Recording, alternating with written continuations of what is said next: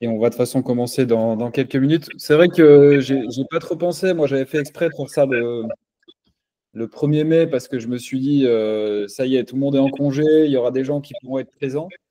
Et c'est vrai que ma copine m'a dit, mais en fait, tu n'aurais pas dû faire ça parce que tout le monde part en vacances, justement. Et c'est vrai que j'ai eu quelques demandes par mail, vu que j'ai teasé un petit peu plus à l'avance cet événement.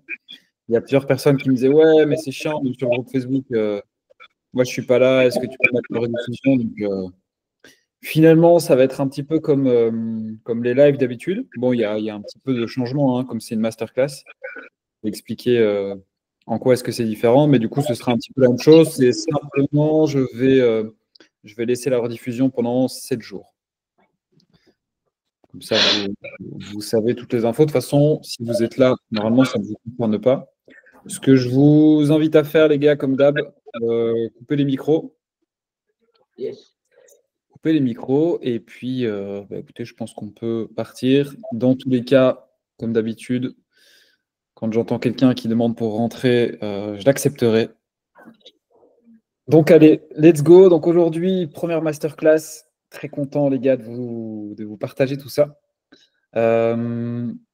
Petit sommaire, comme d'habitude, qui est déjà affiché ici. Donc, un point d'introduction très rapide. On va voir le piège dans lequel tout le monde tombe, selon moi, quand on décide de travailler ce magnifique mouvement de l'équilibre du handstand. On va voir aussi la face cachée du manque d'équilibre. Je l'ai mis entre guillemets parce que c'est... Alors, c'est pas du tout une excuse ici. C'est plus que, selon moi, c'est pas réellement un problème. Ou en tout cas, c'est souvent le problème que pensent avoir les gens, alors qu'en réalité, le problème, il est autre part. Donc, on va aller un petit peu plus en détail là-dessus. Je vais vous partager les clés pour progresser constamment, donc de semaine en semaine, de mois en mois, et de ne pas forcément avoir de phase de plateau.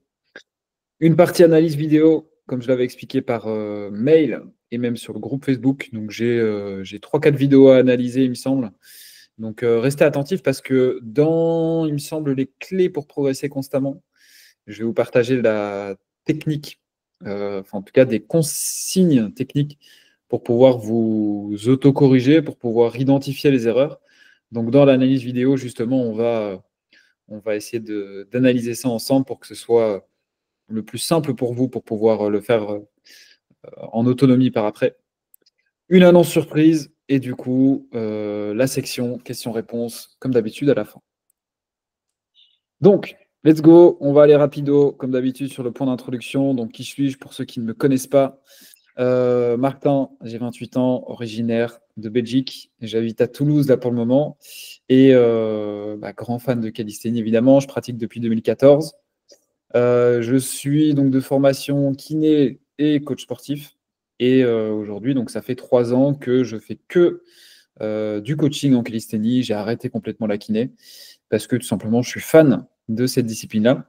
Et ce qui peut-être me différencie, ou une des choses qui me différencie par rapport à d'autres coachs en calisthénie, c'est du coup cette approche équilibre sur les mains que j'ai bien défoncé, disons, sur les 10 dernières années. J'avais partagé là, une vidéo récemment où je partageais ma toute première vidéo. Alors, c'est pas évidemment mon premier essai, mais c'était ma première vidéo enregistrée que j'ai sur mon ordinateur en 2015.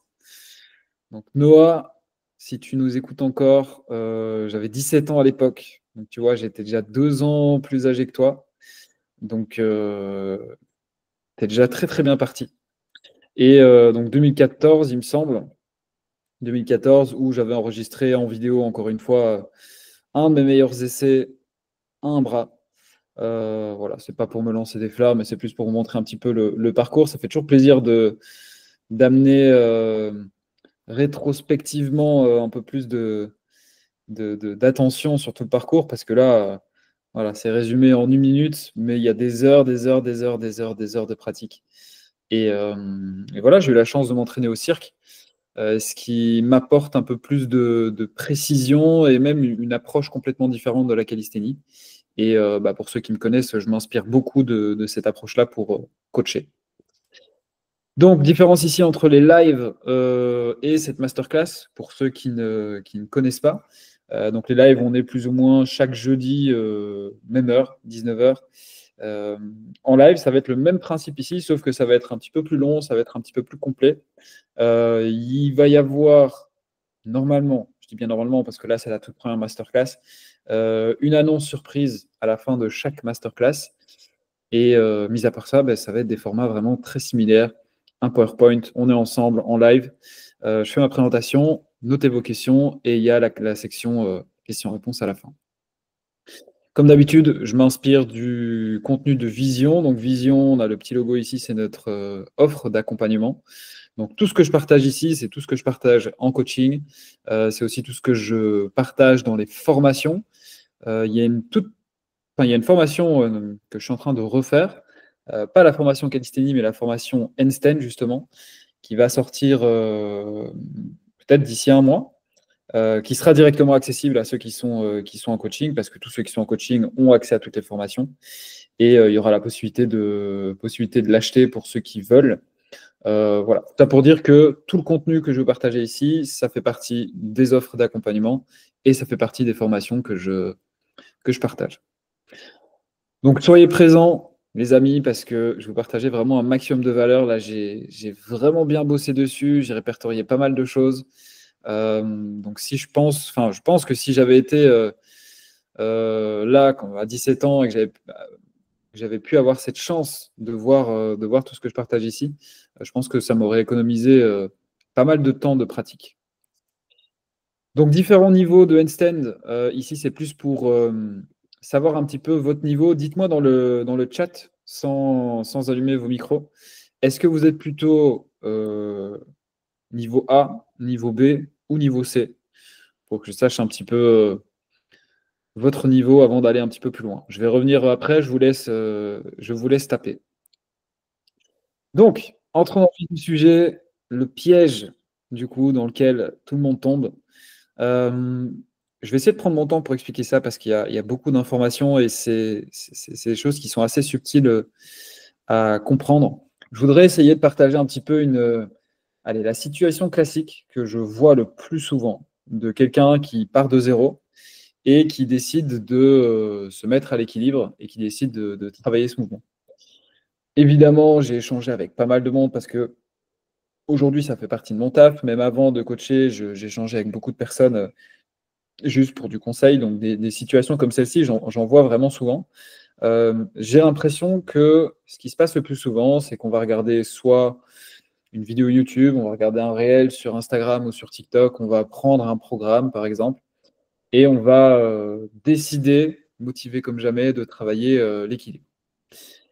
Ce qui va se passer, c'est qu'on a vu des exercices, on va dans son coin, que ce soit à la maison ou en salle de sport, on va travailler, on va s'entraîner dur comme fer pendant des semaines, voire des mois. On est très motivé parce qu'on vient de découvrir ça, on se lance, donc on est vraiment dans cet engouement au début. Et ce qui se passe, c'est que après plusieurs semaines, après plusieurs mois, bien souvent, on a soit des tout petits progrès, ou alors on a très peu, voire pas de progrès. Du coup, énormément de frustration. Je pense que c'est le mot qui revient le plus souvent concernant la pratique du handstand. Donc, énormément de frustration et pas forcément les résultats qu'on voudrait. Et surtout, on commence à se poser beaucoup de questions parce qu'on voit d'autres personnes pratiquer. On voit des vidéos avec certaines personnes qui maîtrisent le handstand je sais pas, en quelques semaines à peine. On peut voir même des témoignages, comme je peux en partager, de certains clients qui arrivent à avoir des super transformations et on se pose beaucoup de questions. C'est un petit peu la situation classique que je vois le plus souvent. Et juste après, ici, je vais vous partager un mode d'apprentissage qui est, qui concerne tous les mouvements de la calisthénie, toutes les figures, disons. Mais c'est surtout par rapport au mouvement de l'équilibre sur les mains. C'est surtout ce mouvement qui est le plus concerné par ce mode d'apprentissage. Je vais vous donner un tout petit peu plus d'informations par après. Le mode d'apprentissage, il se déroule en 4 étapes. On a une première étape qui est simplement de faire des erreurs, c'est-à-dire qu'on décide d'apprendre le handstand. On va essayer une première fois, on va se mettre face à son mur, on se lance, boum, on a les pieds qui rentrent tel un bazooka contre le mur. Ok, là j'ai mis trop de force. On recommence, cette fois-ci les pieds, ils décollent à peine, on redescend contre le mur, on redescend pied au sol. Cette fois-ci, j'ai pas mis assez de force. Ça va être constamment faire des erreurs dans un premier temps, et le but, ça va être de se corriger pour pour progresser. Alors, j'entends quelqu'un qui veut rentrer. Je regarde juste si tout se passe bien. Je vais l'inviter à couper son micro. Bon, je vais bien voir. Donc, première étape, des erreurs. Deuxième étape, très important par rapport au handstand, ça va être d'apporter des corrections. C'est-à-dire que on reprend nos 2 erreurs du début. Je mets un peu de force, boum, bazooka contre le mur. Bon, ben, en fait, je sais que la correction que je dois faire, c'est peut-être mettre un tout petit peu moins de force enfin, moins d'élan au niveau de mes pieds pour pouvoir entrer dans la position. Ensuite, un peu plus loin dans le temps, ça peut être, bon, bah, en fait, je vois qu'à la place de mettre moins d'élan au niveau de mes pieds, je peux mettre le même élan, mais en fait, je vais forcer un tout petit peu plus au niveau de mes doigts pour quand j'arrive dans la position, que mes pieds ne tapent pas contre le mur, mais que mes pieds restent en équilibre. Ça va être constamment ça, c'est faire des petites erreurs et tout le temps apporter des corrections pour avoir une stimulation, avoir un retour sur ces stimulations, donc corriger, et ensuite s'adapter. Donc, troisième étape, c'est ça, c'est créer des adaptations. Et pour créer des adaptations, bah, il faut apporter les bonnes corrections. J'imagine tout le temps, je vais d'abord apporter la quatrième étape avant de vous expliquer ça, et ensuite bah, créer des adaptations. Quand on répète tout le temps les mêmes schémas, il y a de la progression. J'aime beaucoup utiliser l'analogie d'un pianiste. Je ne sais pas pourquoi le piano à chaque fois, mais ça me parle beaucoup. Euh, Bah, je peux prendre quelqu'un qui fait du piano, on essaye d'apprendre. Ça m'est arrivé il y a quelques années. Je me dis, allez, j'apprends Frère Jacques. Pas très compliqué, mais bon. On se dit, tiens, j'appuie là-dessus, ok, ça imite un petit peu la musique. J'appuie sur les touches, je fais des erreurs, je me dis, ok, je réessaye, boum, j'apporte des corrections. J'enregistre toutes ces corrections. Et ensuite, bah, je crée des adaptations. Je commence à créer des petits schémas au niveau de ma tête. Et je commence à savoir, OK, 10, 15, 20 touches, une après l'autre. Je commence à bien enregistrer. Et c'est ça, à force de répétition, je vais vraiment ancrer ces patterns. Et c'est ça qui va faire que, bah, en fait, maintenant, j'arrive à faire Frère Jacques sans aucune faute, comme tenir sur mes mains à chaque essai que j'essaie. Je dis qu'ici, le handstand, c'est le mouvement qui est le plus impacté par ce mode d'apprentissage, parce que dans l'équilibre, si on prend le muscle-up, qui est un autre mouvement de calisthénie, dans le muscle-up, on va avoir une composante de force et on va avoir une composante de technique. Au niveau du handstand, on va avoir de la technique, on va avoir de la force, mais il y a surtout la composante équilibre, où en fait, il va y avoir beaucoup plus de micro-erreurs, beaucoup plus de micro-ajustements tout le temps, tout le temps, tout le temps, tout le temps à mettre en place. Tandis que le muscle-up, ça va être, bon, ben, on en fait 2, 3, 4, 5. Une fois qu'on a compris, on va vraiment axer le travail sur la force. Avec le handstand, justement, le côté force va prendre de moins en moins d'ampleur. Donc le côté force va prendre vraiment de moins en moins d'ampleur et ça va être surtout la partie équilibre où là on va constamment corriger les petites erreurs et même encore par exemple à mon niveau aujourd'hui, c'est constamment ça. C'est des petites erreurs, des petites corrections, des adaptations et on continue à entretenir ce schéma-ci et c'est ça qui va amener à la progression. Donc c'est ça que je mettais, ajustement permanent en handstand, peu importe le niveau. Et donc c'est super important de suivre étape par étape ce processus-ci et c'est super important du coup d'apporter les bonnes corrections. C'est là où je vais en venir. Le piège du coup dans lequel beaucoup de personnes tombent, c'est de rester en fait à cette première étape. J'ai expliqué au début avec la situation classique du gars qui s'entraîne dans son coin ou à la salle de sport avec l'exercice qu'il a vu.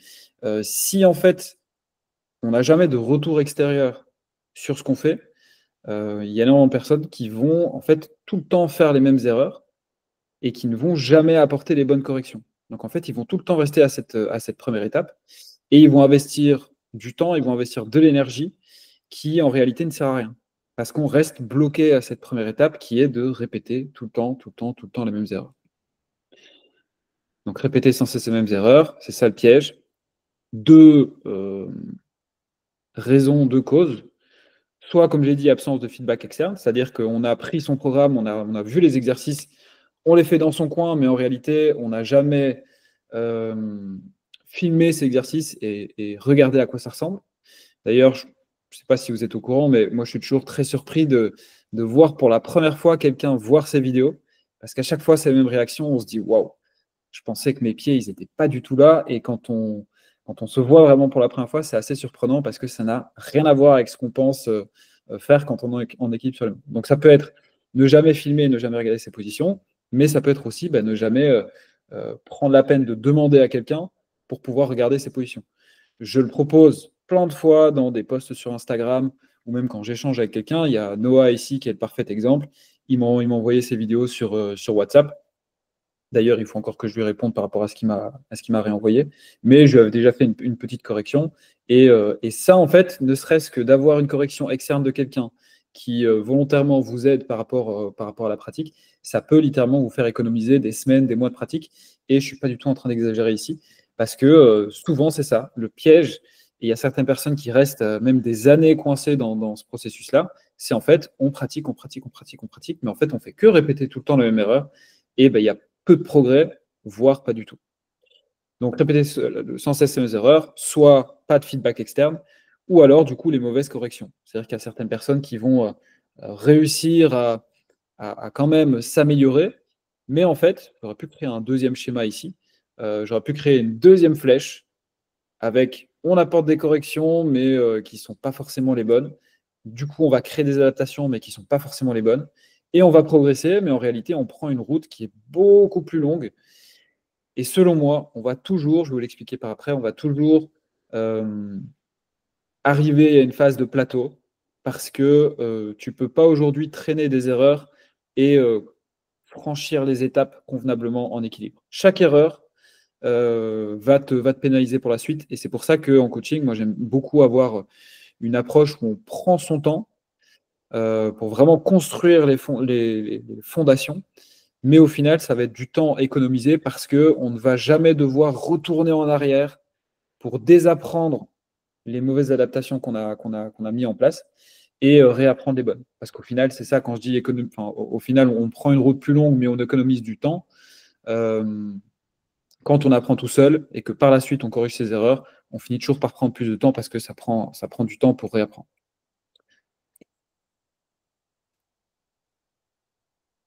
Pour ceux qui, du coup, apprennent par eux-mêmes, parce qu'il y a énormément de personnes aujourd'hui qui soit veulent complètement être autodidactes, soit, comme moi, par exemple, j'ai appris au final tout seul, sauf que j'ai pris beaucoup, beaucoup de temps. Et c'est possible. C'est juste que pour moi, il y a certains, j'ai appelé ça des risques, pas forcément des risques, mais il faut prendre en compte certains aspects. Premier, c'est que tu peux avoir un bon niveau, mais du coup, tu vas perdre beaucoup de temps et tu vas avoir une mauvaise technique. Je pense que je l'ai déjà un petit peu expliqué dans tout ce que je vous ai partagé jusque maintenant. Perte de temps parce que du coup, on va prendre peut-être 5 ans à avoir le même niveau qu'on aurait pu avoir en un an ou peut-être même en quelques mois. Et mauvaise technique parce que, comme j'ai dit, on crée des mauvaises corrections, on crée des mauvaises adaptations et après, ça prend du temps pour désapprendre et réapprendre. Ça a été clairement mon cas. Ça a été, je me rappelle, la toute première photo que j'avais prise où j'étais super fier. C'était en Turquie. Je pense que j'en ai déjà parlé plusieurs fois sur Instagram. Ça a été un événement très, très marquant pour moi. C'est la toute première fois que j'ai participé à une retraite et c'est la toute première fois où j'ai vraiment appris le handstand d'une manière plutôt cirque et pas calisthénie. Donc là, je me suis pris des claques dans la gueule à fond parce que moi, je pensais que j'étais très très bon et en vrai, j'avais déjà un bon niveau.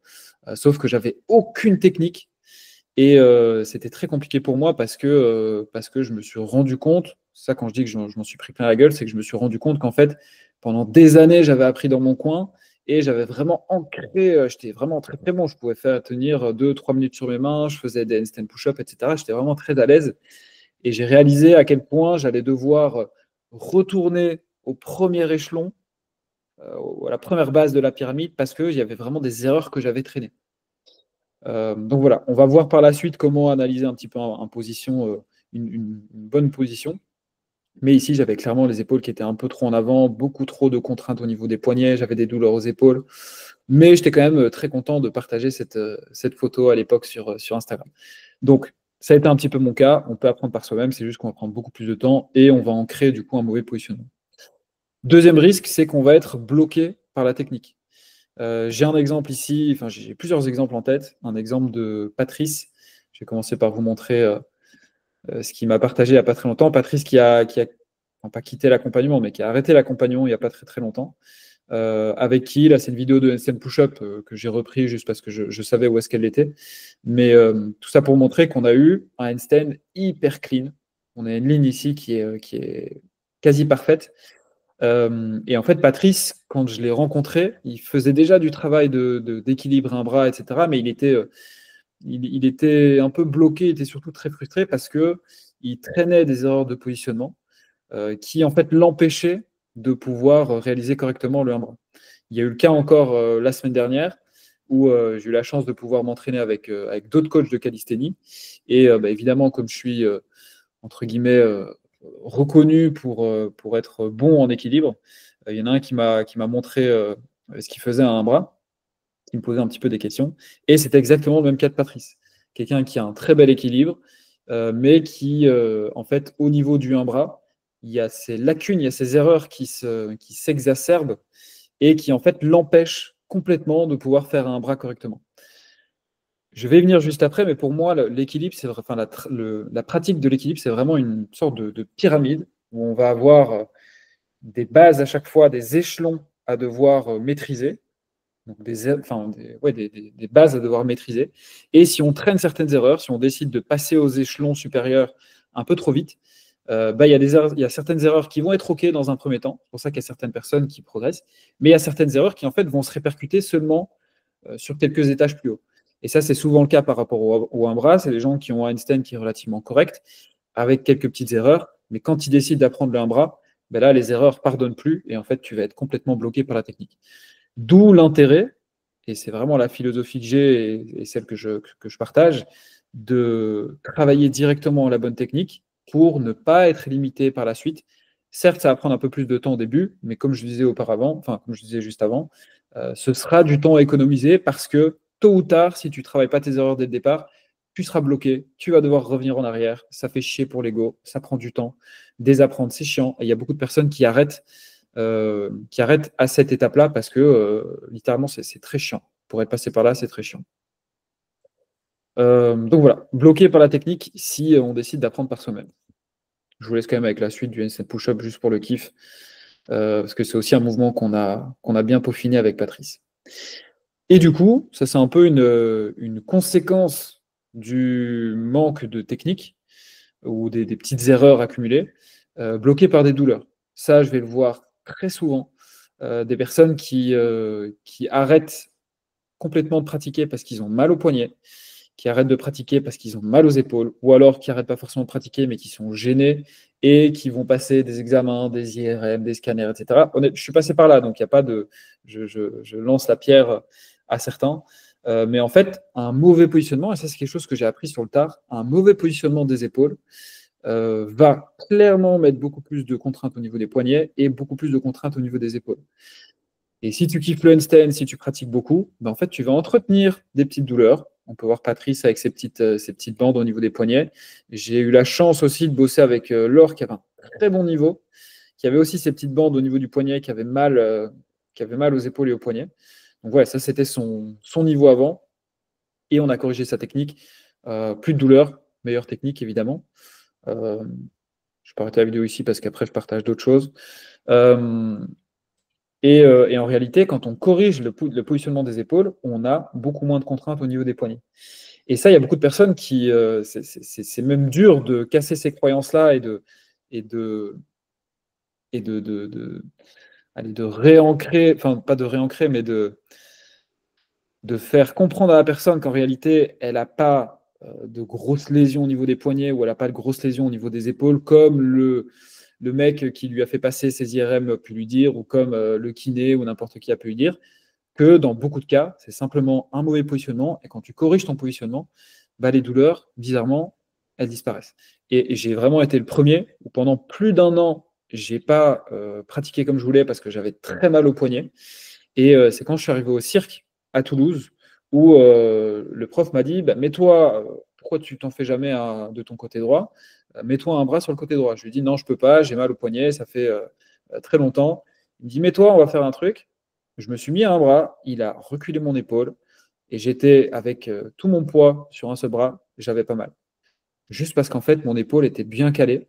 Et ça, franchement, j'ai halluciné quand j'ai appris ça parce que j'étais persuadé que j'avais quelque chose au poignet. Et en fait, j'avais rien au poignet. C'est juste que je mettais tout mon poids sur juste mon poignet comme un abruti.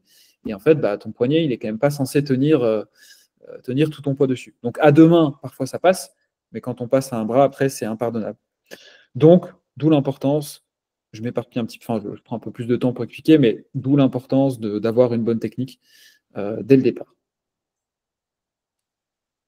C'est un petit peu le post que j'avais fait récemment sur Instagram. Je voudrais juste le retrouver, je l'avais sorti ici, où j'expliquais voilà, juste cette petite conclusion. Le piège du handstand, c'est ça, c'est répéter sans cesse les mêmes erreurs sans avancer.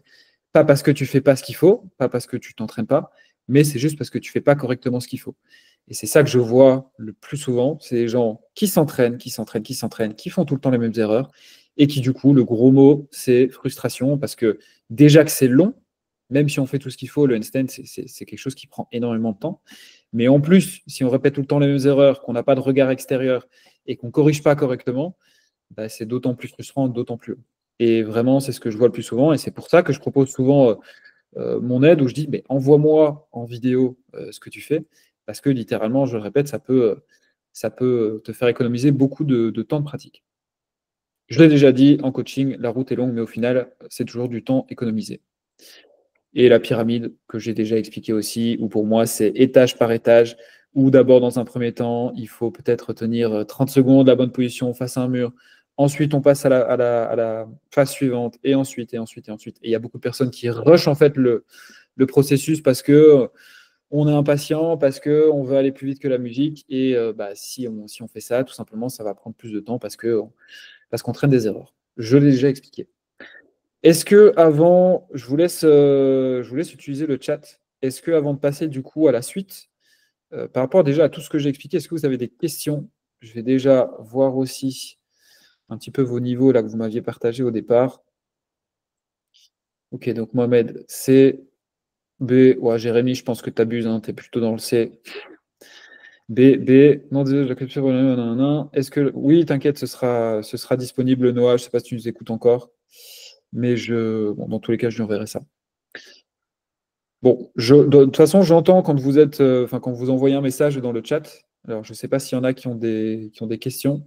Dans tous les cas, je vous laisse le temps d'écrire. J'explique ce point-ci qui sera assez rapide. Et ensuite, on fera toute la partie un peu plus éducation sur les clés pour progresser. Donc, je mets ici la face cachée du manque d'équilibre parce que c'est ce que j'entends le plus souvent. Comme je disais, j'échange avec pas mal de monde. Ce qui m'intéresse toujours, c'est de poser la question à la personne, selon toi, qu'est-ce qui t'empêche de progresser, qu'est-ce qui te freine? Et c'est souvent la réponse que j'ai, c'est manque d'équilibre, problème d'équilibre, problème d'équilibre, problème d'équilibre. Et en réalité, je suis assez d'accord avec ça parce que oui, le handstand, c'est un mouvement d'équilibre. Mais ce que j'aimerais vraiment vous faire comprendre, c'est que le manque d'équilibre, c'est plus la conséquence du problème et pas réellement la cause. Pour ça, je trouve que cette image est très bien, c'est très bien imagé. L'iceberg, où j'aurais pu en fait passer une ligne ici au niveau de l'eau. Au-dessus, en réalité, c'est la conséquence. Et en dessous, en réalité, c'est tout le problème caché. Pas qu'on ne veut pas voir, mais qu'on se doute peut-être pas forcément. Et du coup, pour moi, le réel problème qui engendre comme résultat un manque d'équilibre, ou un équilibre qui n'est pas assez bon, c'est un petit peu ce que j'ai expliqué. Répéter tout le temps les mêmes erreurs, ne pas avoir de feedback externe, que ce soit, encore une fois, c'est pas forcément je travaille avec un coach ou j'envoie mes vidéos à un coach. Ça peut être simplement, je prends mon téléphone, boum, je cale mon téléphone sur ma gourde. Moi, ça fait 10 ans que je pratique, ça fait 10 ans que je fais ça et que je n'ai toujours pas investi dans un trépied. Et analyser ces vidéos. Pour analyser ces vidéos, évidemment, il faut savoir quoi regarder. On va voir ça ensemble juste après. Mais il y a énormément de personnes aujourd'hui qui me disent non, j'ai jamais filmé, ou flemme, oui, mais c'est chiant, oui, mais bon, dans ce cas-là, je peux pas faire grand-chose pour vous. Mais voilà, vous filmez, c'est vraiment la base de la base. Déjà en calisthénie, c'est super important. Mais dans le handstand, c'est d'autant plus important. Et si tu veux vraiment progresser, il faut littéralement qu'à chaque essai, tu prennes ton téléphone, Tu filmes, ok, tu as fini ton essai, boum, tu regardes, ah ouais, ok, mes épaules, là, elles sont trop en avant, ah ouais, mes pieds, ils sont trop comme ça, ok. On s'imagine, on apporte les corrections, et c'est ça, en fait, un bon entraînement. C'est qu'à chaque essai, tu adaptes, tu adaptes, tu adaptes, tu adaptes, tu adaptes. Parce que si aujourd'hui, tu filmes jamais, bah, c'est ce que j'explique depuis le début, peut-être que tu répètes tout le temps les mêmes erreurs. Donc, absence de feedback, mauvaise correction, mauvaise adaptation, progression perturbée. Je vais revenir un petit peu, je ne sais pas si... Non, toujours pas de questions. Bon, dans tous les cas, je pense que... Enfin, ça a l'air en tout cas d'être clair. Si jamais vous avez des questions, les gars, n'hésitez pas à tabasser cette barre de chat. J'enchaîne directement du coup sur les clés pour progresser constamment. Je vais un peu prendre je vais un peu prendre ça dans le sens opposé, où je vais d'abord vous exposer toutes les erreurs fréquentes que je vois vraiment le plus souvent, et je vais vous donner des clés pour pouvoir justement ne pas faire toutes les erreurs que je vois le plus souvent. Et au final, ça va se transformer en bah, voilà, les clés pour constamment progresser. Premier point, ça va être la technique. Je vous dis depuis le départ, bon, bah, filmez-vous, analysez votre positionnement, etc. etc. Mais si vous ne savez pas quoi analyser, quoi regarder, vous pouvez vous filmer longtemps, ça va servir à rien. Ici, ça va être vraiment toute la partie des informations du e-book de la formation Einstein que je sors bientôt. Donc vous avez les petites infos en première. On pourrait prendre en fait une image comme celle-ci pour travailler la technique. Moi, je suis vraiment pas fan. Je vous montre simplement, c'est des screenshots à chaque fois. J'ai pas pris le temps de faire tout ça. C'est des screenshots de la formation, mais bien souvent on dit voilà la technique du handstand, les pointes de pied tendues, les genoux serrés, patati patata.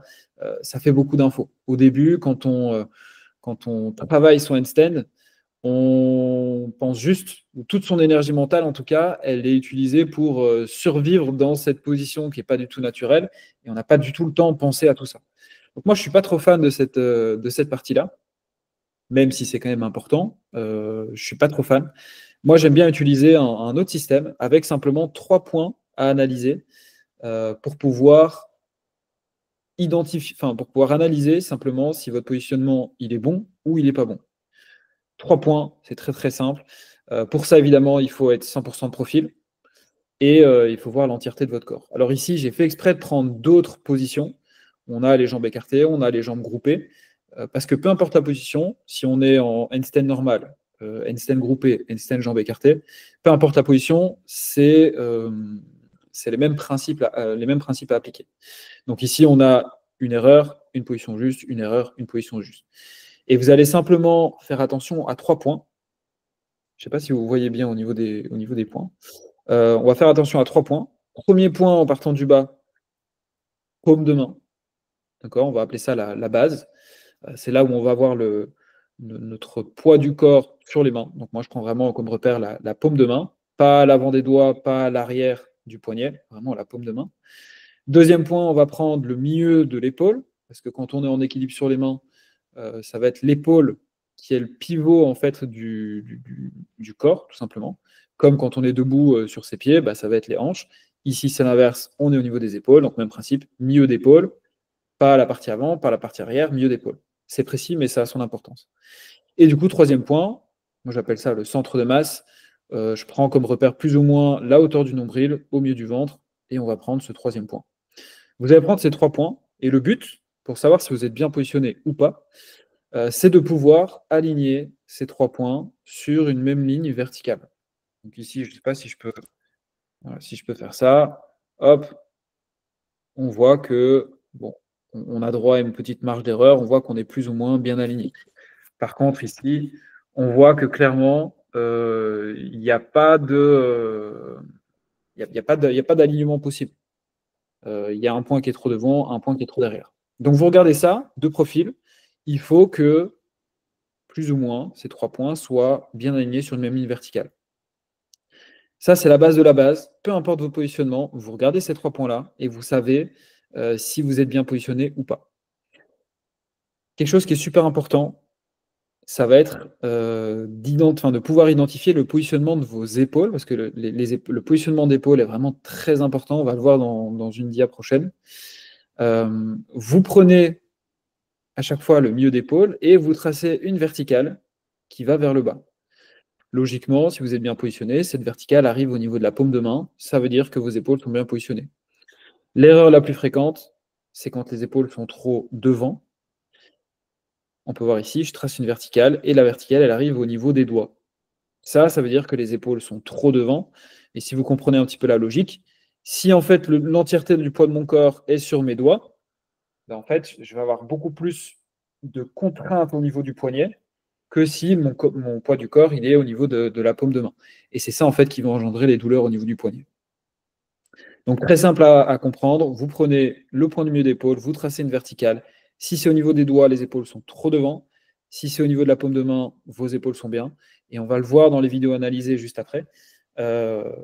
Noah, du coup, qui m'avait envoyé ces vidéos, lui, il a l'erreur qui est quand même la moins fréquente, mais ça arrive quand même, qui est en fait l'épaule, milieu d'épaule, qui arrive derrière le poignet, au niveau du poignet ou derrière le poignet. Ça, c'est-à-dire les épaules sont tirées trop en arrière.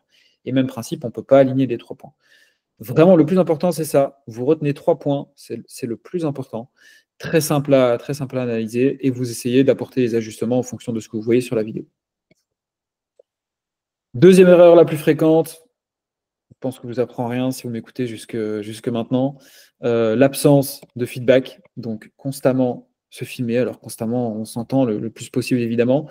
Surtout en handstand, ce qui est assez simple et intuitif, c'est au final d'analyser son positionnement pendant qu'on est en train de se reposer. C'est pas comme une traction ou un autre mouvement plus intense. Logiquement, il y a quand même besoin de moins de repos. Donc ça, c'est parfait. On pose son téléphone, on se repose. Si on veut optimiser ça, on s'étire en même temps.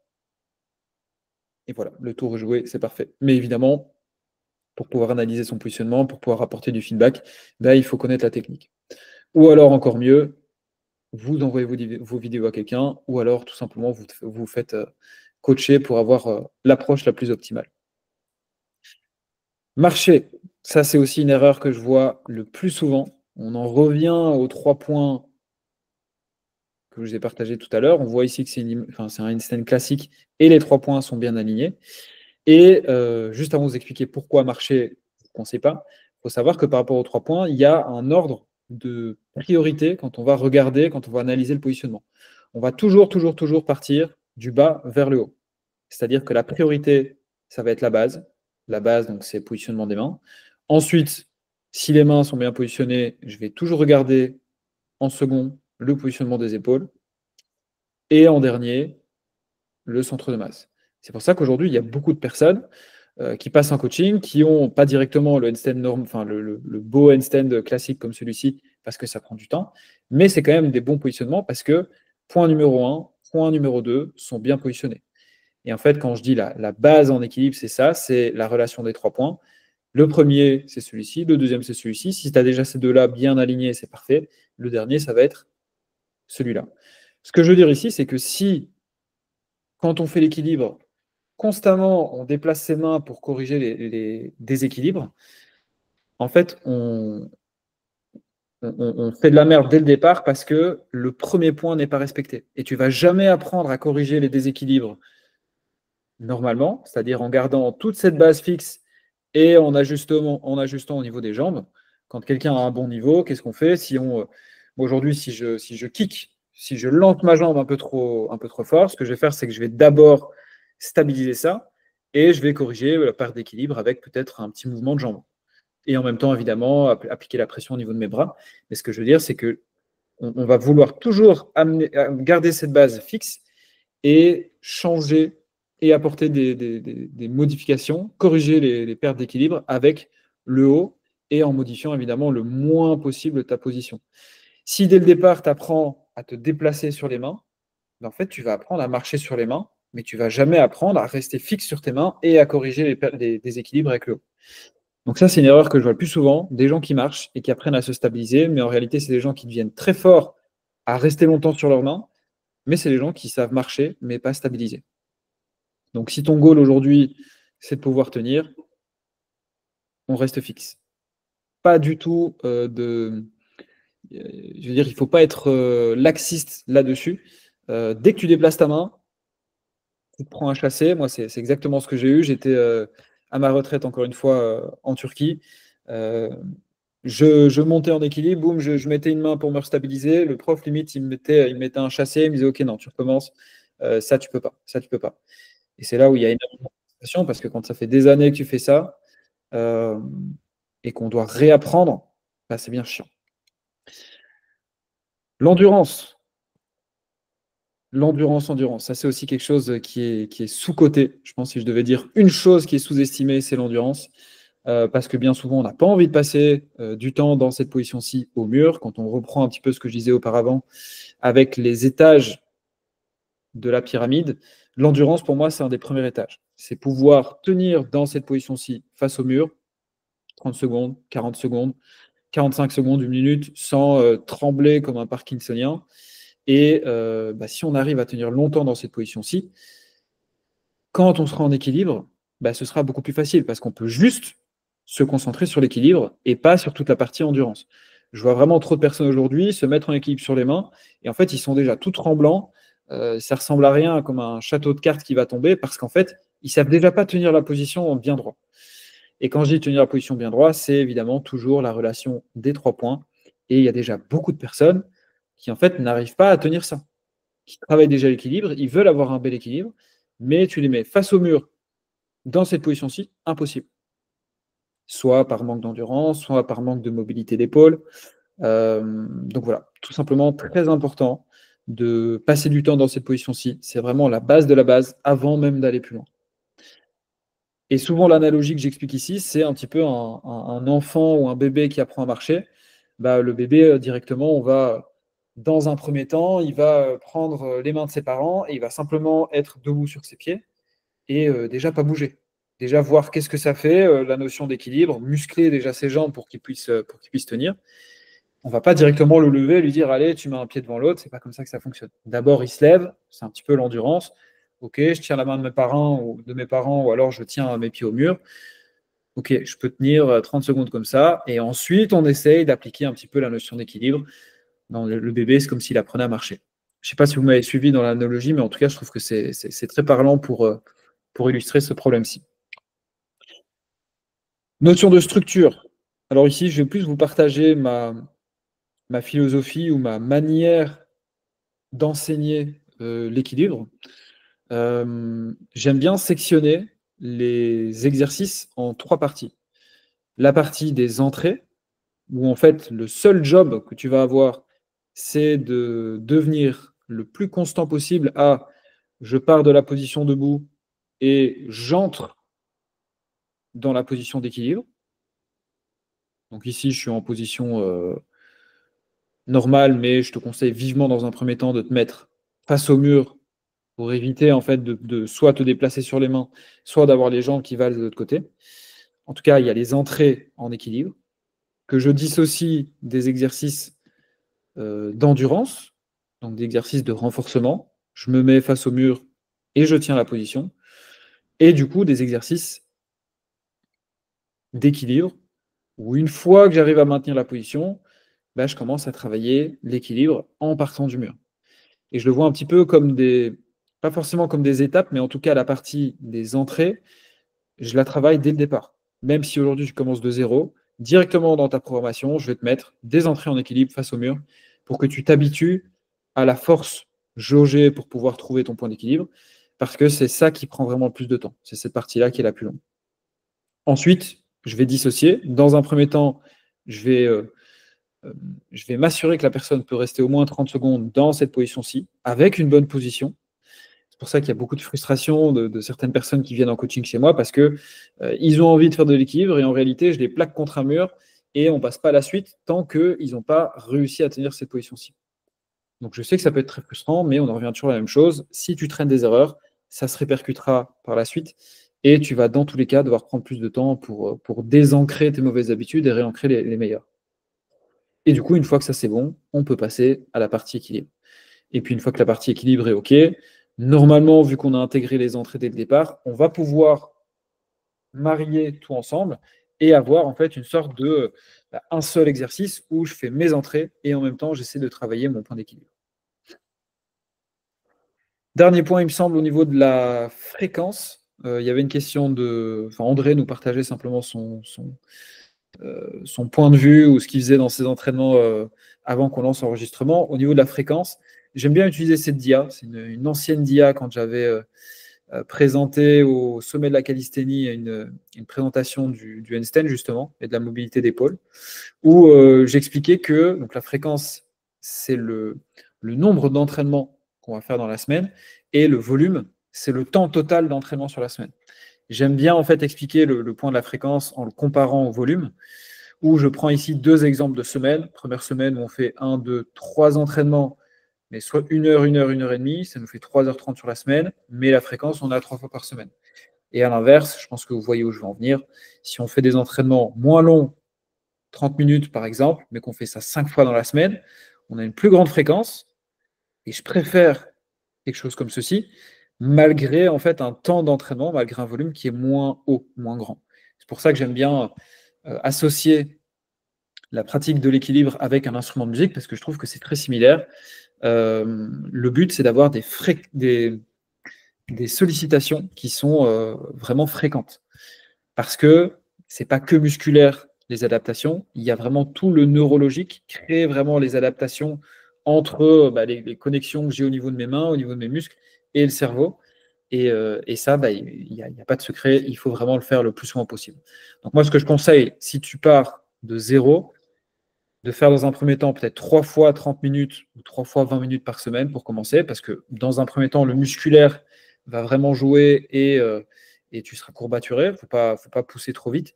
Mais rapidement, tu peux pousser à 4, 5 séances par semaine et progressivement augmenter la durée de tes séances pour avoir de plus en plus de volume. Le volume, c'est aussi important, mais on va toujours privilégier la fréquence dans un premier temps. Et les 3 meilleures façons pour moi de progresser, je l'ai déjà un petit peu expliqué. Médaille de bronze, on va avoir l'autodidacte qui, à l'aide de présentations comme celle-ci, ok, j'ai bien étudié, j'ai bien appris les positionnements, j'ai bien capté qu'il faut analyser son positionnement, j'ai bien compris les 3 points, et qui s'applique, qui, à chaque entraînement, il se filme, il regarde ses vidéos, il corrige, etc. C'est ce que j'ai fait au moment où je suis passé en coaching. Il y a vraiment moyen de progresser comme ça. Ça demande de la discipline, ça demande de filmer constamment, mais il y a moyen. Deuxième médaille d'acier, médaille de bronze, argent, médaille d'argent. Argent. Voilà, merci André. Demandez de l'aide à quelqu'un d'expérimenté. C'est exactement ce que Noah ou bien d'autres encore, je dis Noah parce qu'il était là au début de la présentation, avec qui j'échange, même dans certains posts Instagram, c'est ce que je mets à la fin. Pour ancrer vraiment tout ce que tu as vu, tout ce que tu as appris, prends le temps de filmer ton positionnement, tu m'envoies, je te fais un retour, et c'est ça qui aura vraiment le plus d'impact sur ta pratique. Et je pense que c'est là où on voit les plus motivés, parce qu'il y a très peu de personnes, même les gens, je vois, les gens sont motivés, les gens sont déterminés, mais il y a quand même peu de personnes qui prennent le temps vraiment de se filmer et de m'envoyer. C'est là où on voit, je pense, les plus mordus. Et en tout cas, moi, c'est toujours avec grand plaisir, même si vous n'êtes pas en coaching, c'est toujours avec grand plaisir que je peux vous aider là-dessus. Et du coup, vous l'avez compris, médaille d'or, prendre un coaching, même si c'est peu de temps, ça a vraiment un impact incroyable parce que en coaching, c'est tous les jours, c'est chaque semaine des prises de conscience, des changements. Et c'est vraiment en coaching, je pense qu'on a le plus de progrès, que ce soit en handstand, en calisthénie ou dans d'autres disciplines. J'en profite pour faire la petite transition vers notre offre d'accompagnement. Vision, on a le logo là ici en bas à droite depuis tout à l'heure. Donc, qu'est-ce que c'est? C'est notre offre d'accompagnement en calisthénie qui est 100% personnalisée. Je parle du handstand jusqu'à aujourd'hui, mais pour moi, le handstand, ça fait partie de la calisthénie. Il y a peut-être certaines personnes qui vont regarder la rediffusion et qui ne pratiquent pas de calisthénie. On fait aussi des accompagnements en handstand. Enfin, je fais des accompagnements en handstand. Je dis on parce qu'on est une équipe. En tout cas, c'est des accompagnements qui sont 100% personnalisés. Pour ceux principalement qui manquent de motivation, qui manquent de connaissances pour atteindre leurs objectifs de calisthénie, ça peut être des objectifs physiques, ça peut être des objectifs de figure, le handstand, le muscle-up, le handstand push-up, le drapeau, d'autres figures, des objectifs de performance aussi, pouvoir faire 20 tractions, pouvoir soulever 50 kg au dips. Voilà. Tout ce qui touche à la calisthénie, on peut s'en occuper. Comment est-ce qu'on fait ça? On a notre structure commune des 4 piliers qui concerne tout le monde. Donc les 4 piliers, c'est relatif au logo ici. Je suis parti dans un délire complet au niveau des éléments, mais ça me parle beaucoup. La partie feu, c'est la partie entraînement, donc la partie calisthénie. On a l'eau qui correspond à la mobilité et la souplesse, ultra, ultra, ultra important, surtout par rapport à la partie handstand. J'en ai pas parlé dans cette présentation, mais super important. La partie alimentation concernant la terre et la partie mentale, mindset, esprit concernant la partie air. Par contre, chaque personne a vraiment un suivi 100% personnalisé, que ce soit au niveau du programme, que ce soit au niveau du suivi. C'est vraiment ces deux parties-là. La structure qui est commune chez tout le monde, et ensuite, en fonction de tes objectifs, en fonction de ta personne, en fonction de ton train de vie, de tes limitations, etc., tu as une personnalisation au niveau du programme. Et pourquoi est-ce que j'ai appelé ça vision? Simplement parce que les 4 piliers, un travail holistique, un travail complet pour tout simplement avoir une progression qui est la plus optimale possible. Travailler son handstand, si je reprends cet exemple-ci, travailler le handstand sans mobilité, tu te mets des bâtons dans les roues. Pareil, même pour l'équilibre, adapter ou optimiser ta nutrition, c'est quelque chose qui va t'aider. Peut-être un peu moins sur ce mouvement bien particulier, mais en tout cas en calisthénie, l'entièreté des piliers sont vraiment importants. J'ai une vision un peu plus long terme où il y a beaucoup de personnes qui me posent la question de quand on entre chez vous, c'est combien d'entraînements par semaine, etc. On va prendre le problème autrement. Nous, on se cale vraiment sur ton rythme d'entraînement, c'est-à-dire que tu remplis un questionnaire au début et en fonction de tes jours disponibles, etc., on va construire un programme d'entraînement sur ton propre rythme. Le but, c'est de trouver quelque chose qui te convienne et que tu aies des résultats sur les 6 mois, sur l'année à venir, mais surtout que tu continues à t'entraîner sur les 5, 10, 15 prochaines années qui arrivent. Grosse particularité aussi, c'est qu'avec toutes les formations disponibles, j'essaie vraiment de rendre le plus possible les gens autonomes. Donc oui, il y a du coaching dans un premier temps, mais après, tu restes dans l'accompagnement, même à la fin. Tu peux garder accès aux formations, tu peux poser continuellement tes questions, que ce soit nutritionniste, que ce soit coach en calisthénie. Donc il y a vraiment cette notion d'autonomie que j'essaie le plus possible de mettre en avant à la fin du coaching. Et vu que tu gardes tes accès à la communauté, aux formations, etc., tu restes en fait dans un environnement qui est propice à constamment progresser. Et c'est aussi un petit plus que j'ai voulu mettre en avant parce qu'il y a beaucoup de personnes qui aujourd'hui peut-être se sentent seules dans la dynamique de je suis passionné de calisthénie, j'ai envie de progresser. Le fait en fait d'investir une fois, de passer en coaching, de passer en accompagnement, et en fait à vie de rester dans un environnement qui est sain pour pouvoir s'entourer correctement, je trouve que c'est important et c'est pour ça que je le propose dans l'accompagnement. Pour vous donner un exemple, on a sur notre groupe commun 104 personnes. Il n'y a pas 104 personnes qui sont en coaching actuellement. Je pense que je ne serai pas en train de vous faire une présentation ici, mais c'est 104 personnes qui sont passées et qui restent dans le groupe, qui continuent à voir les actualités, qui continuent à voir les autres progresser. Je pense que je n'ai pas besoin de vous en dire plus. Vous avez compris. Quelques exemples quand même de belles victoires de ceux qui sont passés chez nous. Samuel, un des plus anciens élèves là récemment, qui a débloqué une tuck planche presse en équilibre. Très gros niveau Samuel en handstand, qui a vraiment une super technique. Ça fait des années que je travaille avec lui.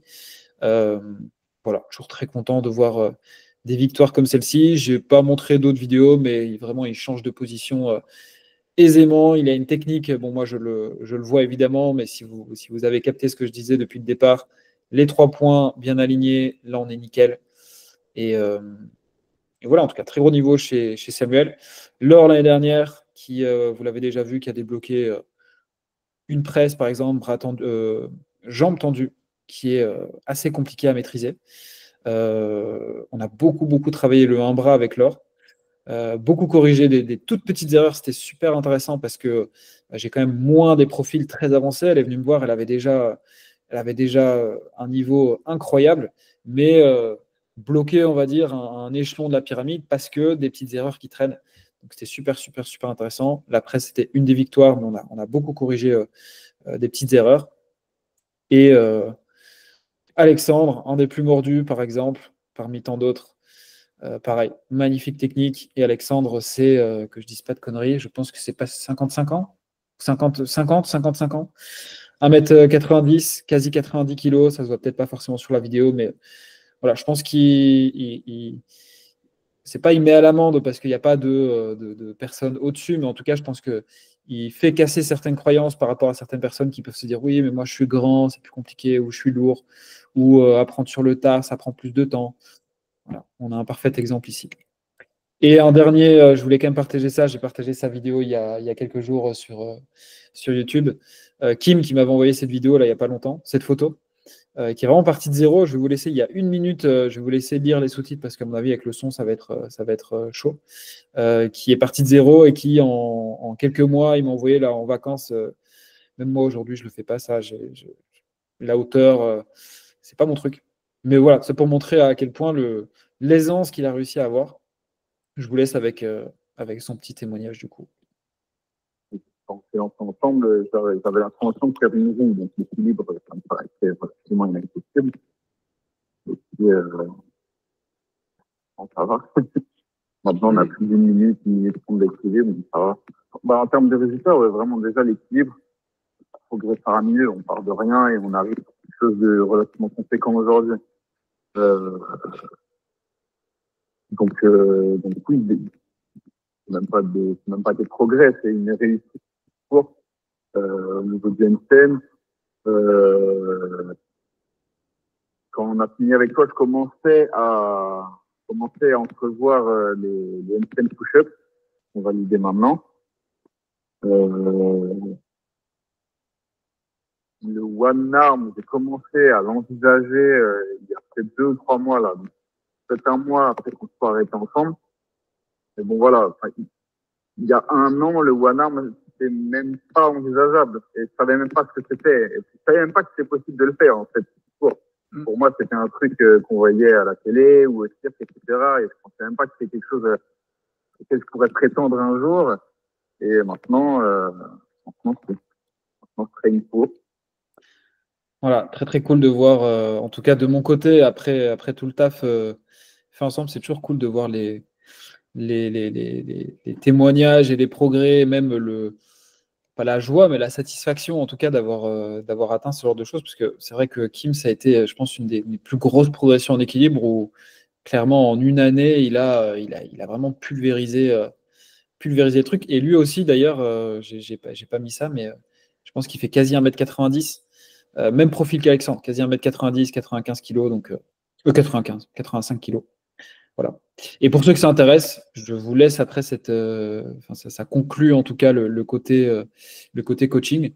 Pour ceux que ça intéresse, j'ai fait une vidéo un peu plus longue où je vais un petit peu plus en détail sur comment est-ce qu'on fonctionne sur notre approche, sur notre méthode. Et juste avant, j'explique un petit peu pourquoi est-ce que c'est normal de stagner en calisthénie. Je t'aide à identifier la raison qui t'empêche d'avancer. Je te parle du coup de la solution qui est notre méthode de coaching avec un petit passage à l'action. Je pense que j'ai ça ici. Donc ma chaîne c'est Exilibre et vous avez la vidéo qui est juste ici. Point du coup, on arrive bientôt à la fin. Ça fait déjà bientôt 1 heure. Point sur l'analyse vidéo. Donc j'ai reçu quelques petites vidéos intéressantes. Donc Mohamed, je me suis permis, tu m'as demandé pour envoyer une vidéo, je me suis permis d'aller retrouver une ancienne que tu avais mise sur la Kali Academy. Alors, on va peut-être commencer par celle-là. Ça va être intéressant. Donc, c'était une vidéo qui était au mur où tu essayais de trouver du coup ton point d'équilibre. Donc là, c'est intéressant parce que ça met bien en lumière. Bon, on voit, je vais mettre un petit arrêt sur image parce qu'on voit que tu essayes de décoller tes pieds. Je vais déjà citer les bons points. Bon, Mohamed, il est en coaching encore actuellement, donc je connais très très bien. Ce qui est bien, c'est que les 2 premiers points sont bien validés, sont bien fixes. Les mains sont OK, les épaules sont bien positionnées, la tête aussi. Par contre, c'est juste le dernier point ici qui est compliqué à mettre bien au-dessus des autres. Donc là, je pense que Mohamed, il pourra confirmer après quand on va réallumer les micros. Là, il est en plein mur, il se mange toute la frustration parce qu'il a envie de progresser, mais je lui dis plaque-toi au mur et reste. Ce qui peut être très frustrant, je le sais. Mais c'est pour moi la meilleure méthode de fonctionner. Donc en fait, j'ai dit point positif, on a ces 2 points-ci. Par contre, point négatif, à l'époque, il essayait déjà de trouver son équilibre, alors que la position endurance au mur, les 3 points, ne sont pas validés. On voit qu'il y a le dernier point ici qui est trop en arrière. Donc là, en fait, la partie équilibre, il faudrait qu'il l'arrête, c'est ce qu'on est d'ailleurs en train de faire. Il faudrait vraiment qu'il se plaque contre le mur, qu'il reste en équilibre contre le mur, et qui déjà valide, c'est au moins 30 secondes avec une bonne position. Donc voilà, c'est ce qu'on fait concrètement. On fait du travail d'ouverture d'épaule aussi, parce que chez lui, c'est ce qui le limite. Donc voilà, en tout cas, si jamais Mohamed, je ne te connaissais pas et tu m'avais envoyé cette vidéo à l'avance, voilà comment est-ce que je t'aurais corrigé. On descend d'un échelon, endurance, et ensuite on passe à l'équilibre. Je vais passer à Olivier. Olivier qui, lui, a l'erreur la plus fréquente, c'est-à-dire les épaules qui sont un peu trop en avant. Donc, je vais essayer d'arrêter au bon moment. Donc, Olivier qui a déjà bien tryhard le mouvement. Donc, quand je dis bien tryhard, qui a bien entraîné le mouvement, parce qu'il a déjà un bon niveau d'équilibre. Bon, décidément. Il a déjà un bon niveau d'équilibre. Je pense que je vais laisser la vidéo. Il a déjà un bon niveau d'équilibre. Par contre, ses épaules sont vraiment trop devant. Trop devant, donc plus de contraintes au niveau des poignets, plus de contraintes au niveau des épaules, et surtout l'alignement des 3 points qui n'est pas respecté. Et ça, c'est quelque chose que je vois. Allez, je vais tenter une dernière fois parce que j'aimerais. Yes. J'aimerais quand même parler un peu plus de cette position-ci. Ça, c'est vraiment le cas typique de ce que je vois le plus souvent d'un mec qui s'entraîne depuis des mois et qui m'envoie sa vidéo, qui a déjà un bon niveau parce qu'il tient. Par contre, le positionnement n'est pas très très bon. Les épaules, donc milieu d'épaule, on peut voir si je trace une verticale. Moi, j'ai un petit peu plus l'œil maintenant. Boum, on arrive au niveau des doigts. Donc là, clairement, ses épaules sont trop devant. Et on a donc un point un peu trop derrière, centre de masse, un point un peu trop devant, et un point ici. Impossible d'aligner sur une même ligne verticale ces 3 points. Et donc ça, concrètement, toujours la même chose. On retourne au mur, et c'est pas pour vous faire chier, c'est juste que c'est très compliqué, quand vous êtes en position d'équilibre, de corriger ça. Donc au moins, on se cale au mur, on se place, on se filme. Ah ouais, ok, je commence à comprendre. Déjà bien se positionner, essayer de créer des petites des liens, j'en parlais avec Mohamed aujourd'hui, des liens sensoriels, c'est-à-dire que quand tu te mets dans la bonne position, essaie de dire qu'est-ce que je suis en train de ressentir. Est-ce que je sens une tension au niveau de mes épaules? Est-ce que je sens, tiens, c'est marrant, quand je suis bien positionné, en fait, je sens qu'au niveau de mon bassin, il y a une petite sensation particulière, et ça va être essayer de reproduire cette sensation quand vous êtes par la suite en équilibre sans mur. Bref, c'était plus pour mettre en lumière ici l'erreur la plus fréquente, épaule trop en avant. Et j'étais très content que Noah me partage cette vidéo parce que du coup, lui, il a l'erreur vraiment qui est. Moi, j'étais dans cette erreur-ci au début. L'erreur qui est la moins fréquente. Mais du coup, on peut voir qu'ici, il tire beaucoup trop ses épaules en arrière. Pareil, Noah, il a bien bossé parce qu'on voit qu'il tient en équilibre. Mais on voit que son milieu d'épaule, si je tire ici une verticale, on est clairement derrière le poignet. Donc là, en fait, il n'est pas du tout en train de tenir, entre guillemets, correctement la position. Il est juste en train de tenir un équilibre sur ses mains. Donc, il a déjà bien bossé. Mais en fait, il est en train de s'écarteler les épaules en arrière et il est obligé de compenser avec ses jambes devant pour rester en équilibre. Donc là, même principe, contre le mur, analyse, bon positionnement. Et ensuite, on retransfère les sensations en équilibre. Je vous parle de la 11 surprise et ensuite on sera aux questions-réponses. Donc je vais vous laisser réallumer les micros pour ceux qui veulent.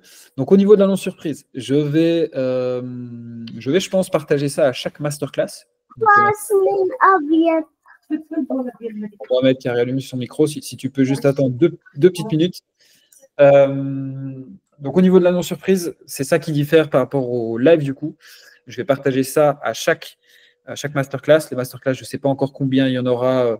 Il n'y aura peut-être pas chaque mois, mais ponctuellement, il y en aura. Ce que je vous propose ici, je vous ai partagé beaucoup de valeurs par rapport au handstand. Je vous ai partagé des infos par rapport au coaching. J'ai ouvert ici, je vais vous partager le lien. J'ai ouvert sur mon calendrier pour pouvoir prendre rendez-vous. J'ai ouvert 7 jours. Donc on est jeudi, vous avez jusqu'à jeudi prochain.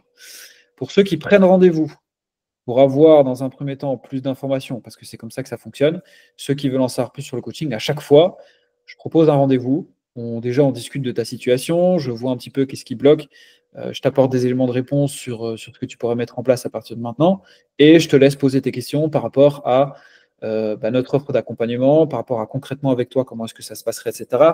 Je te partage les prix, évidemment aussi. Et après, c'est toi qui décides si tu as envie de te lancer ou pas. Donc, si tu prends rendez-vous après la masterclass, tu as ces 7 prochains jours. Donc, si tu prends rendez-vous d'aujourd'hui jusqu'à jeudi prochain, que tu décides pour prendre du coaching, tu as moins 20% sur l'offre de coaching. Pour ça, il faut simplement prendre rendez-vous jusqu'à jeudi prochain. Donc voilà, c'est la petite annonce surprise que je voulais vous partager en fin de masterclass.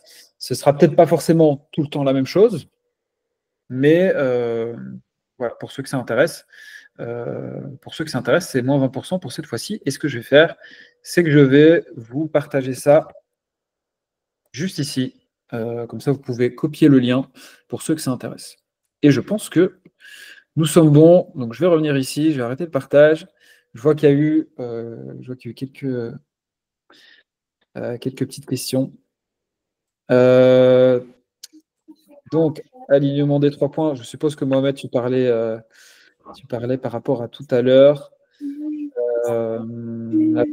Des mains, l'idéal, c'est laquelle? Donc, super intéressant la question que tu poses ici. Au niveau du positionnement des mains, tu parles écartement ou position à... Moi, je suis comme ça. Je suis à l'aise comme ça, un petit peu. En soi, faut être. C'est une bonne question. Après, tu vois, je peux pas trop aller en détail. Ici, j'ai déjà parlé pendant 1 heure. Je peux pas aller trop en détail et c'est des points que j'aborde vraiment plus en profondeur dans la formation que tu auras dans tous les cas parce que tu es en coaching. L'orientation des mains, en tout cas, je veux que ce soit, on va toujours prendre l'orientation des index comme point de repère, soit 100% droit, soit légèrement orienté vers l'extérieur et pas vers l'intérieur. Parce qu'en fait, quand tu es vers l'intérieur, au niveau de ton épaule, ça fait une rotation interne et tu sens, comment est-ce que je peux expliquer ça le plus simplement possible? Tu vas avoir plus de contraintes au niveau de ton épaule, tu vas un peu... il y aura plus de contraintes au niveau de ton épaule si tu es en rotation interne, bras au-dessus de la tête. C'est souvent ça qui lie à des douleurs, qui mène à des douleurs. Donc, soit droit, parce que là, tu es en position neutre, soit en externe, parce que du coup, en externe, tu libères plus de place au niveau de ton épaule. D'accord. Moi, de toute façon, c'est ma position.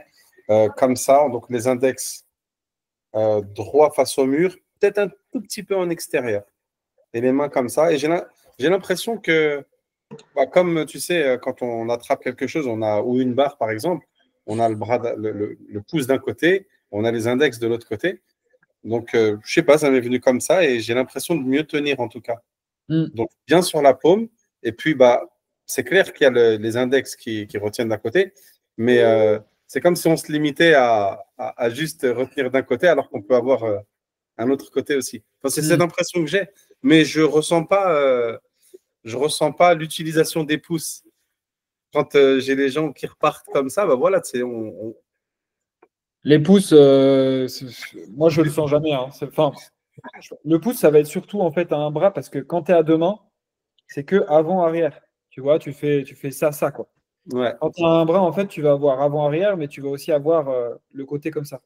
Donc, c'est là où c'est bien d'avoir le doigt, moi je trouve. Après, il y en a qui font vraiment des prises comme ça. Mais c'est bien parfois, tu vois, je vais pousser sur mon petit doigt parce que je vais sur l'extérieur, puis je reviens trop en interne et du coup, je pousse ici. Donc ça va être plus par la suite. C'est normal si tu le sens pas. D'accord, mais en plus, j'ai essayé de faire comme toi, parce que j'ai vu que tu le faisais avec les doigts comme ça, un peu pliés. J'ai essayé de faire comme ça pendant quelques jours. Après, j'ai dit, vas-y. Je n'ai pas trouvé le tips, tu vois. Je me suis dit, bon.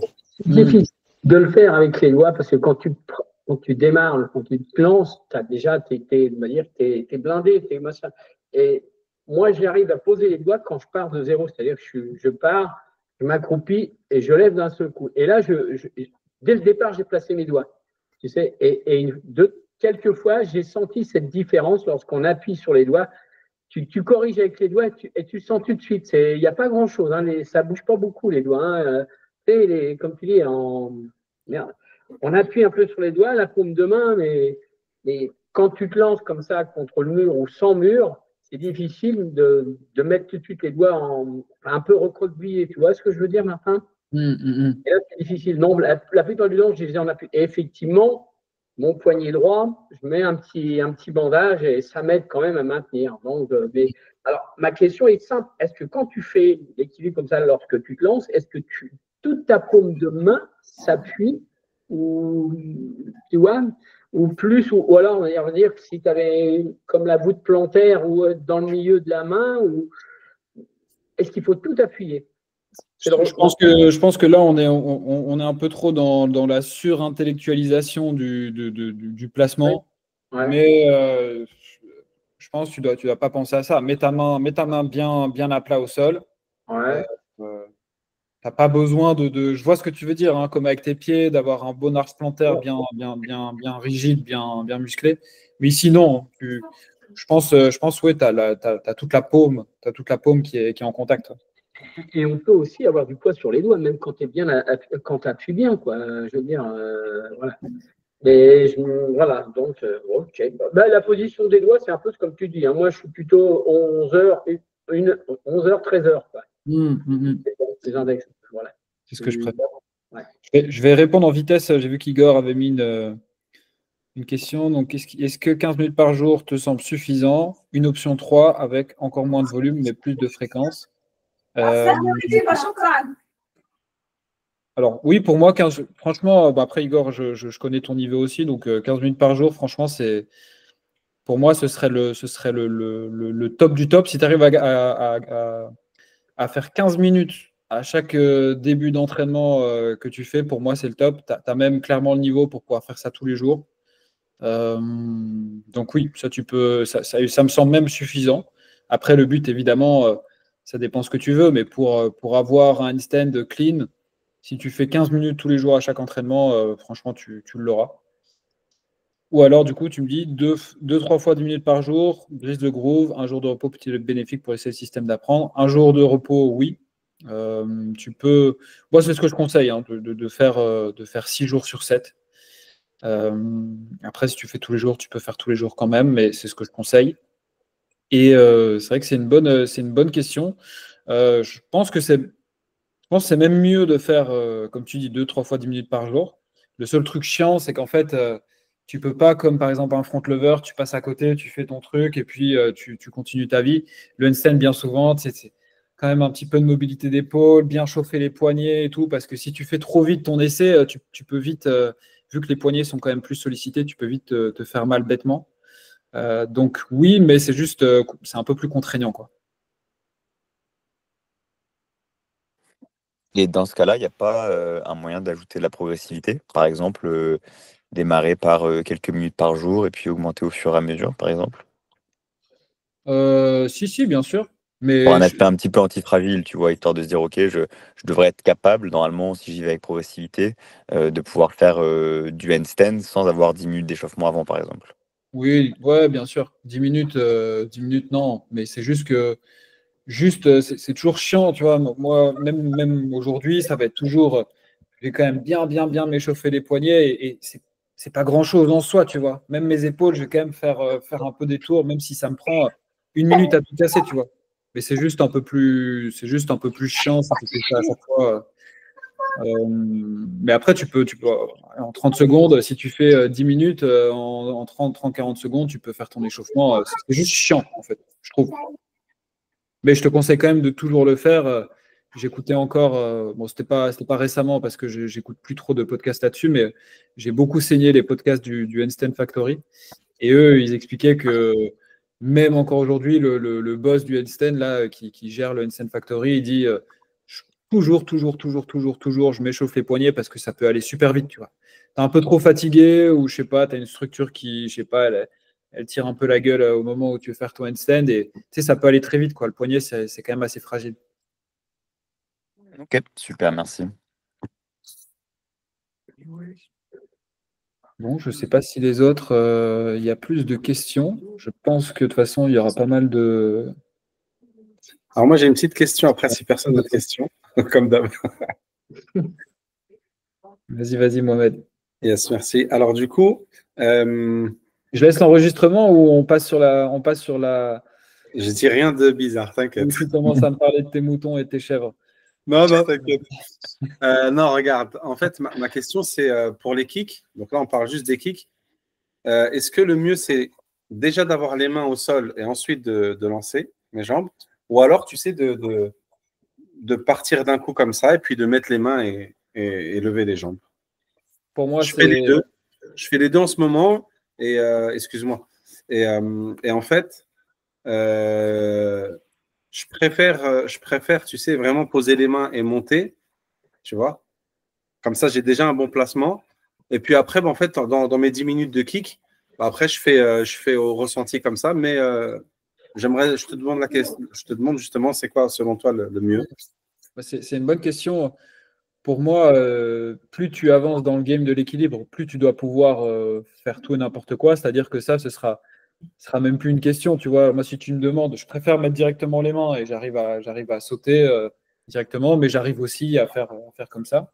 Maintenant, moi, je te conseille juste, dans un premier temps, dans la phase d'apprentissage au début, va là où c'est le plus confort pour toi. Si tu es plus confort avec les mains directement au sol, deviens très bon à ça. Et une fois que tu seras bon, bah là, oui, tu pourras dire, bon, bah vas-y, viens maintenant, on essaye de partir un peu autrement. On essaye de, je sais pas, partir les yeux fermés. C'est plus changer certains paramètres. Mais dans un premier temps, go là où c'est confortable. D'accord. Ok, merci. J'ai une petite question aussi pour voir si j'ai bien suivi en tant que coach ou autodidacte. Je pense que si par exemple là je me dis ok, ça fait des années que je lance des handstands et que je progresse pas, il faudrait que je démarre peut-être par me filmer, analyser justement l'histoire des 3 points dans un premier temps, voir où il y a peut-être un manque de mobilité ou lequel des 3 points est trop en avant ou en arrière, donc plutôt quand même par rapport au poignet avec la base. Choisir peut-être 1 ou 2 exos de mobilité à faire en début de séance, travailler sur m'aligner au mur et être sûr d'avoir le bon alignement après cette mobilité, peut-être qui débloque justement certaines choses, faire un petit peu d'endurance et seulement à ce moment-là commencer à faire des essais en ayant déjà donc l'alignement, la mobilité nécessaire pour avoir un handstand avec les 3 points alignés. En gros, c'est ça. Ouais, 100%. Ouais. Après, Ok. c'est vraiment si. Enfin, pour moi, les deux sont quand même un peu liés, mais je sais qu'il y a certaines personnes qui s'en foutent d'avoir un super handstand, tu vois. Sauf que quand tu as un handstand en banane avec tes épaules trop en avant, c'est ce que j'expliquais au début, c'est que, en fait, c'est contraignant pour tes poignets et pour tes épaules, tu vois. Le handstand, il n'y a pas une bonne technique juste pour ceux qui veulent voir ça comme un art, tu vois. C'est qu'en fait, si tu es bien positionné, déjà, tu recrutes correctement tous tes muscles, tu soulages juste tes épaules, parce que quand tu es en banane, tu es juste en mode je prends tout sur mes épaules comme un gros bourrin. Je nique mes poignets parce qu'on n'est quand même pas fait pour faire ça. Et après, tu résistes dans la position. Quand tu es vraiment bien droit, tu comprends, tu sens que c'est libéré, tu sens qu'au niveau des trapèzes, le dos, tout travaille un peu en synergie, tu vois. Et tu sens que c'est beaucoup plus clean. Mais pour revenir à ta question, ouais, c'est exactement ça. Ok, ça fait beaucoup de sens. Et en effet, on comprend pourquoi, moi y compris, en fait, on peut passer des années à répéter le même handstand, en fait, à faire que des lancers. Et finalement, moi, ça me semblait assez complexe à comprendre. Ouais, mais du coup, je fais quoi, en fait? Et finalement, l'histoire des 3 points, j'analyse, etc., ça me donne des pistes.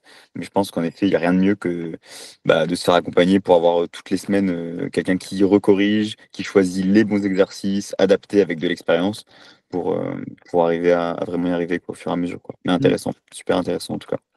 En tout cas, la mobilité, tu abordes un point intéressant. C'est vrai que la partie mobilité, j'en ai pas trop parlé ici parce que je considère que limite, ça pourrait être le thème d'une masterclass complète. Mais c'est vrai que toi, tu fais partie un peu comme tout le monde qui est ici, hein, des gars qui commencent le handstand en étant déjà costaud. Et du coup, c'est vrai que souvent, c'est la mobilité qui pêche. Et tu vois, par exemple, les exos que je t'avais montrés, où en fait, même en étant, ça c'est toujours ça qui me fait rire, c'est quand je donne des exercices d'assistance au mur, et je dis à la personne, là, tu es bien positionné, bien souvent, le mec, il est en mode, waouh, c'est horrible à tenir. Et en fait, tu réalises à quel point être bien positionné, en fait, ton corps, il ne veut pas du tout aller là-dedans parce que c'est des positions tellement nouvelles. Donc, c'est impossible que quand tu es en équilibre sur tes mains, tu arrives à aller débloquer ce niveau de position, quoi. C'est pour Ouais. ça que j'accorde beaucoup d'importance à ça, même aller passer, devenir même plus que bon pour pas qu'une fois que tu sois juste bien positionné au mur, tu puisses passer à l'équilibre, parce que quand tu es en équilibre, tu vas jamais aller, tu vas toujours aller chercher là où tu es confortable. Tu vas jamais pouvoir aller chercher ta limite. Donc, si ta limite, c'est être bien positionné, ce sera dur d'aller la chercher. Mais si ta limite, c'est je peux même aller au-delà, bah, ce sera beaucoup plus simple d'y aller en free, quoi. Ok, parce que ce que tu viens de dire, c'est intéressant parce que ça me rappelle la première fois que j'ai fait l'exercice de mobilité à charge contre le mur pendant le challenge handstand. Et en fait, bah, j'ai même pas terminé en fait mon jour de mobilité. J'ai eu une douleur au dos, etc. Et là, quand on a commencé justement l'accompagnement, j'avais peur. J'avais peur de cet exo, entre parenthèses, parce que voilà, tu sais, un exo qui est associé à une douleur, bah, tu as une appréhension. Et du coup, donc, les premières fois, je faisais mes vingtaines de secondes en mode supplice, tu sais, comme tu expliquais là. Et là, ces derniers jours, là, je suis à 30-40 secondes, même si c'est pas ce que tu m'as donné comme temps, mais juste en me filmant, en fait, le chronomètre, bah, il fera pas de son. Et donc, du coup, je me retrouve à rester plus longtemps dans la position et c'est surprenant comment maintenant, j'ai plus aucune douleur ou quoi que ce soit. Je suis à l'aise, quoi, en fait, sur cette position. Bon, attention, hein, Et tu verras que même après, une fois que tu deviens, même très vite, hein, tu fais des progrès. Moi, je trouve que tu te sens, une fois que tu sors de cette position, c'est comme quand tu fais tes lombaires. Je ne sais pas si vous voyez, tu as une machine où tu fais tes trucs lombaires. Tu sors, tu as l'impression que tu te tiens comme un dieu grec, là. Ben, moi, je trouve que c'est un peu pareil. Quand tu fais ça et que tu t'ouvres de ouf les épaules, tu sens que tu es bien, quoi. ouais. Même quand tu veux tester ta mobilité avec le bâton, là, tu le montes derrière, tu montes, et là, je vois, ouais, ben, c'est un 30 secondes comme je veux. Bon, par contre, on a toujours la lombaire, une courbure lombaire, elle est propre à chacun. J'essaye de bien plaquer et je mets les talons et la plupart du temps, les gens, quand ils veulent se lancer, je leur dis, bah, vous n'êtes pas mobile des épaules. Tu leur fais faire ce test. Bon, même en pronation, j'arrive à tenir. Hein. Et c'est très dur, hein, comme ça. Ah, la pronation, c'est pas évident. Mais par contre, je me souviens de ton exercice avec l'élastique, comme ça. Tu sais, là, tu vas chercher ta mobilité derrière, comme ça. J'en fais toujours. Ah ouais, les exercices, c'est ancré chez moi. Hein. Bah, tu as une bonne mobilité, toi, André. Hein, ouais, mais je la travaille encore. Il faut toujours la travailler pour l'améliorer. Des petits bouts, des petits bouts, des petits bouts. Faut être patient et pas trop tirer. Non. Bon, voilà, quoi. C'est pour ça que je mets une demi-heure à m'échauffer. Moi, avant de me lancer, j'échauffe tout. Hein. Bah, après, tu fais bien, hein, parce que bon, je ne veux pas appuyer. 25-30 minutes, hein, mais même les hanches, hein, mais tout. Non. Et bon, après, on n'a pas. C'est ça que j'allais dire, c'est que tu fais bien de faire ça parce que voilà, tu as passé 65, donc plus on avance, plus c'est important. Donc tu fais très très bien. Et je pense qu'à partir de là, la moindre erreur, le moindre faux pas, je pense qu'il est pas impardonnable, mais tu le sens, quoi. Il faut insister pour les gens, effectivement, c'est la mobilité de l'épaule, elle a toute son importance. Ventre au mur, bon, ventre au mur, je suis sûr, oui, moi je peux tenir une minute, c'est pas le problème maintenant, mais voilà, c'est. Et bon, il faudrait que je m'y relance aussi, parce que ventre au mur, tenir la posture le plus droit possible, le plus près du mur, tu vois, rentrer le ventre, avoir une rétroversion du bassin pour tenir, et là, ouais, on engage tout. Mais c'est vrai que c'est très dur, comme tu as défini dans ton premier PowerPoint, où tu définissais les pieds, les fesses serrées, et tout ça, quand tu as tout ça à penser, moi, je pense. Sûr, hein. Ah, mais non, mais et dès que tu penses à autre chose, paf, ça tombe. Tu lâches quelque chose. Il y a un point qui se. Mais c'est à force de faire, et il faut que ton corps, ça soit. Bah, voilà, ça soit inné. Il ne faut plus que tu y penses. Ça, voilà. Mais bah, c'est travail. Non, mais ça, j'ai bien le ressenti de ce que tu dis. Il faut penser à tout. Hein. Par contre, j'ai du mal à respirer quand je suis en haut. Hein. Je suis presque en apnée. Ça, c'est aussi un point. C'est intéressant que tu le soulèves parce qu'il y a beaucoup de personnes qui, au début, vont bloquer la respiration et je pense que c'est normal, mais il faut essayer le plus vite possible de libérer ça parce que D'accord. Sinon, ok, tu vas tenir 30 secondes, une minute, mais Déjà, quand tu reviens sur les pieds sur terre, tu as la tête toute rouge, mais alors si en plus de ça, tu es en apnée. Ouais, c'est la limite, ça va devenir la respiration et plus la résistance ou la force. Ouais. Bah après, comme dit Martin, il n'y a pas besoin de force. Il en faut quand même du renforcement au niveau des épaules pour tenir son poids de corps, mais ça ne nécessite pas énormément de force. Moi, je vois beaucoup de filles qui sont très endurantes, qui ont de la force, et si se lancer dans les handstands, je pense que voilà quoi. Après, c'est une question d'équilibre, surtout ça, l'équilibre. Le poids joue quand même beaucoup, hein. Il y a des gens qui sont. J'avais pris des exemples parce que je connaissais un Asiatique, le mec, il faisait passer 100 kilos, il faisait des équilibres à un bras. Donc, c'est pas parce que tu es lourd que tu peux pas y arriver. Mais évidemment que tu vois des petites. Moi, je le vois au cirque, tu en as des petites nanas qui font 50 kilos, même un peu moins. Tu lui mets un bras, ça bouge pas, hein, parce que. Ah, t'as 40 ou 80 kilos à soulever, c'est pas du tout la même chose, quoi. Ouais. Moi, par contre, les dips, j'en fais pas souvent, et quand j'en fais, je fais quoi? 3 séries de 10, quoi. Pouf, les gens chient. Je préfère encore les. Toi, André, Pardon? t'es à combien de kilos là? Moi, je suis 73 kilos. Ah ouais, pour 1 mètre, combien? 70. Ok. Ah, parce qu'il me Ouais, semble que il y a une bonne masse musculaire alors. Ouais, je te vois quand même bien en chair, hein, sur les vidéos. Ouais. T'as une grosse cage thoracique, je trouve. Ah oui, mais parce que mais ça fait quand même là maintenant 8 ans que je fais un peu de musculation, du renforcement musculaire. Ouais, j'ai pris, hein, je vais être honnête, si j'ai pris des deltoïdes, mais puis bon, au contraire, pour pousser, c'est important, hein, les épaules. Ah oui, après, voilà quoi. Mais bon, après, je ne veux pas grossir des jambes, moi c'est course à pied, hein, j'ai fait une petite course